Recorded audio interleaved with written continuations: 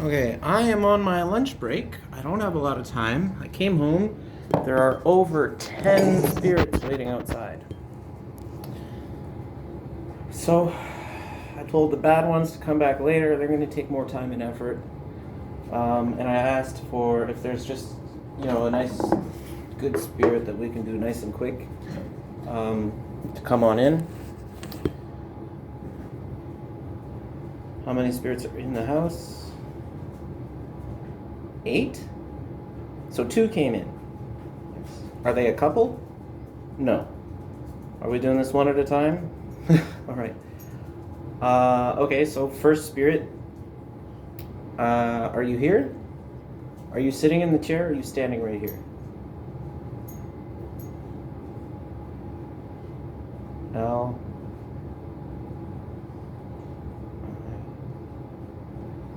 Living room? Well, come on to the basement. I'm in the basement. Why are you in the living room? You want me to shout up to you? All right. Now, you see my dog is acting like a dog. If it was a bad spirit, he would not be down here. He would be upstairs. We wouldn't hear a peep out of him. He would let me know when he shows up. When a bad spirit shows up, he will go berserk. But he will not come into the basement when there's a bad spirit down here. Oh, he's going to... All right. First spirit, are you in the basement? Yes. Are you right here? Yeah. Okay, I can see you a little bit. Green. Green is a good color. All right. Do I have your permission just for educational purposes? I'm still learning as I go. I want to record this session so I can watch it back later and sort of learn the do's and don'ts, Is that okay with you? No. It's not okay. I understand. I'll hit pause because maybe the next spirit will. All right? Sound good? Okay. That was an interesting conversation. Is Barbara still in the room? Okay, so I just met a lady named Barbara. She's been a spirit for 68 years. Felt very ashamed about certain biological urges that were immoral. And I assured her she had nothing to worry about. She's not going to cross over right away. She said that she wants to say goodbye to a few people first. Yeah, by all means, go ahead. All right, next spirit. Is the second spirit in the basement? Yes. Are you sitting in the chair or are you standing? Standing? Okay. Let me just take a look at you here.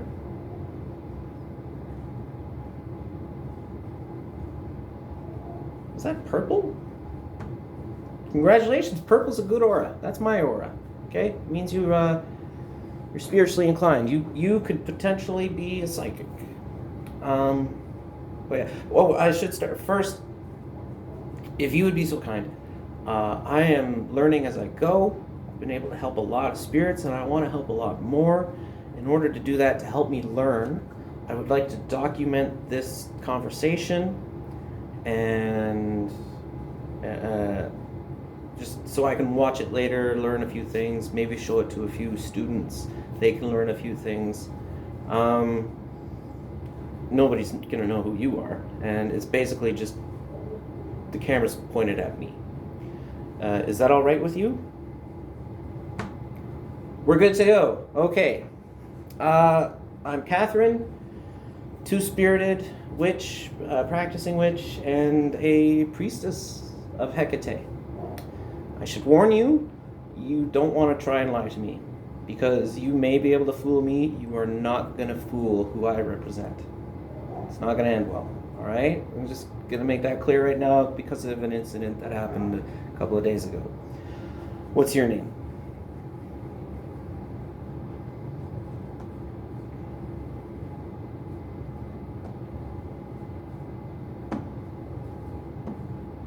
Matthew. Nice to meet you, Matthew. How old were you? 5?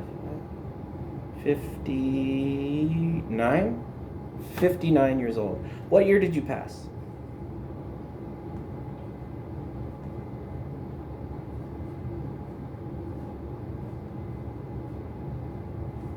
1908?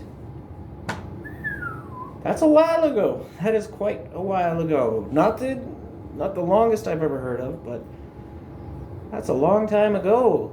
Matthew, you've been floating around as spirit this whole time. Wow. Okay, Matthew, what can I do for you?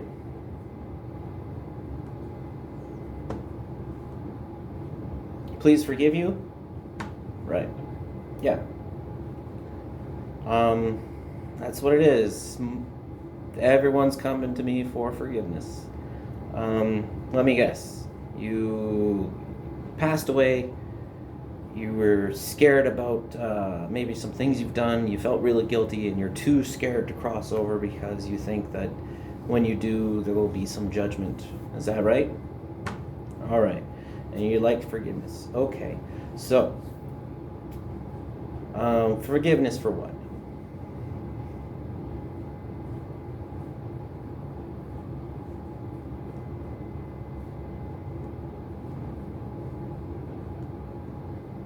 Leaving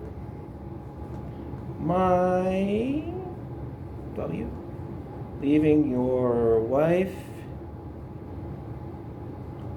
and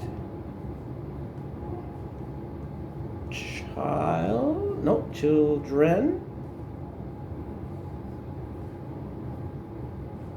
That's it? Just leaving your wife and children? 1908, yeah, that's a different time, so I imagine they probably struggled after that. Yeah. Okay, so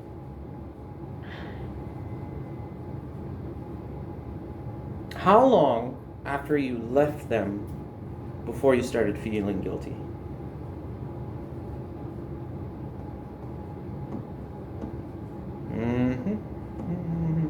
Not until I died. Not until you died.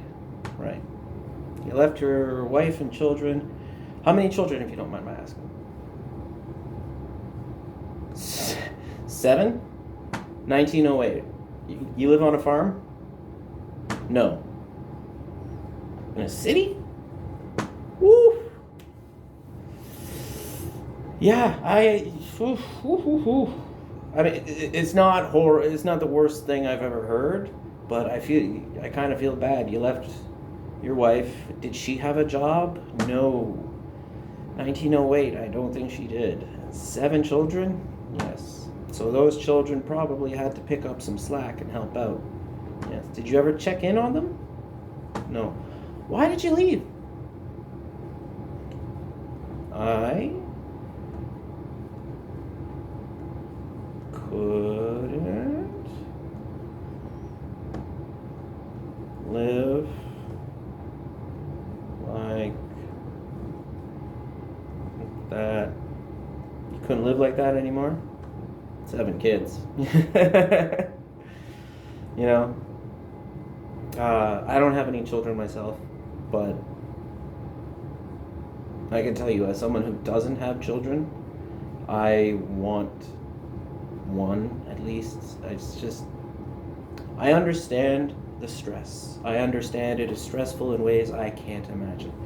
7 children, trying to feed, clothe, shelter 7 children, that is tough. Okay? Yeah, yes it is, okay? So I feel for you. I understand where you're coming from. And you understand that that wasn't a good thing to do, right?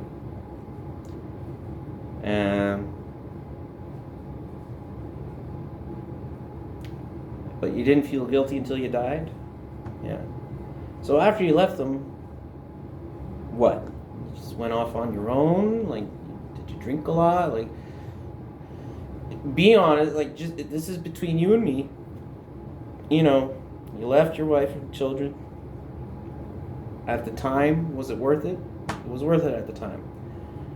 Did you grow old and lonely? No, you never got lonely. So it was worth it at the time. And then you died and you realized, uh-oh, they might not be too happy about that. Yeah. Did you ever kill anyone? No. Okay. Did you ever force yourself on a woman? Yes. 1908. It's a different time. That doesn't make it okay. What concerns me is that should have been the first thing you felt guilty about, and it wasn't. That's not good. That's not a good thing. Now, I don't get a cold vibe off of you. I'm not getting an evil vibe. But forcing yourself on a woman, that's horrendous. That is absolutely horrendous. Now, I understand that you come from a different time. Things were different. Beliefs were different. Regardless of what you believed at the time, that is a person. That is a person. A human being. Okay? That is not a box of tissues. Okay? Do you understand what I mean? Okay? Would you like to apologize?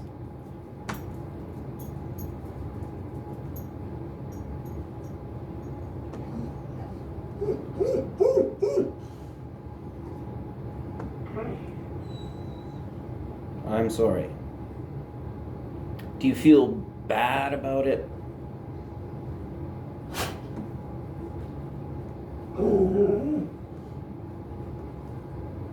You do now.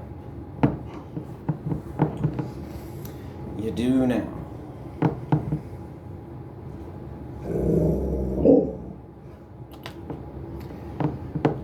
Seems to me like you're a pretty selfish guy. It's very selfish. Not evil. I know you're not evil because my dog is still here. But disgustingly selfish. I would not let you near my children. Okay?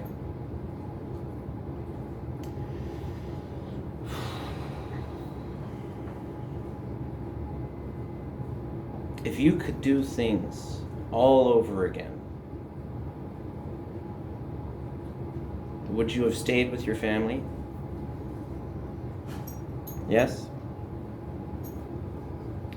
And I'm just going to tell you again, it is not a good idea to lie to me. You would have stayed. Because if I give you a pass and it turns out you lied, like you don't feel guilty or anything like that, regardless of what I say, you're not getting in. I don't control the door, just so you know. With that being said, I understand. Doesn't mean I condone, just means I understand. Okay? And from my point of view, you are not evil. You did some very selfish, disgusting, bad things, but not evil. And for that, and for the fact that you do feel guilty and you do feel bad, yes, I can absolutely forgive you. Okay?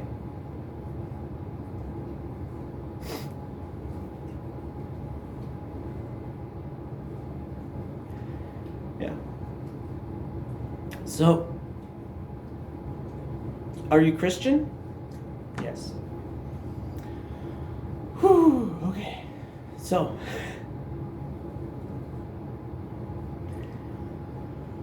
okay. We're getting our feelings out now, all right? You're forgiven. I wish you luck, okay? You have nothing to fear, okay? If you've been honest with me, then you have my blessing to go and cross over. Go meet Jesus.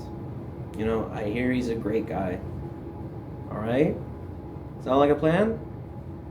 All right. Can I shake your hand? All right.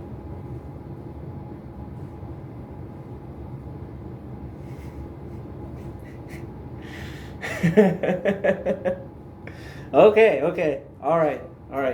Get out of here. Go on. Okay. How many spirits are in here? 6. Yeah. Now, I understand different time, different beliefs, different values, but it always blows my mind. Like, a rapist doesn't even consider that they're human. Like, or maybe that they just believe they have the right based on what they've been told or preached. It's really messed up. But, yeah, not entirely unforgivable. It's not so much what people have done, it's what's in here that matters most in terms of forgiveness. Yeah. I think he spent enough time in purgatory, don't you? Alright. Okay, so my lunch break is just about over. I gotta get back to work.